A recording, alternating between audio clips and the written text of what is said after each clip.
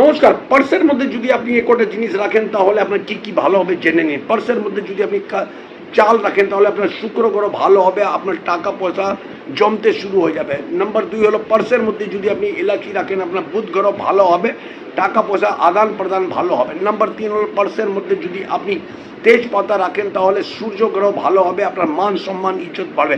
পার্সের মধ্যে যদি আপনি গোমতী চক্র রাখেন তাহলে শত্রু রক্ষা থেকে আপনি পাবেনই পাবেন, শত্রু থেকে রক্ষা পাবেন। নাম্বার 6 হলো যে যদি পার্সের মধ্যে যদি অসত্য গাছের পাতা যদি আপনি রাখেন তাহলে আপনার বুদ্ধি বাড়বে। পার্সের মধ্যে যদি আপনি রূপোর কয়েন রাখেন তা মা লক্ষ্মী স্থায়ী রূপে আপনার রূপে থাকবে। পার্সের মধ্যে যদি আপনি হলদে কড়ি যদি আপনি রাখেন তাহলে আপনার কুবের দেবজির কৃপা সর্বদা আপনি পাবেনই পাবেন।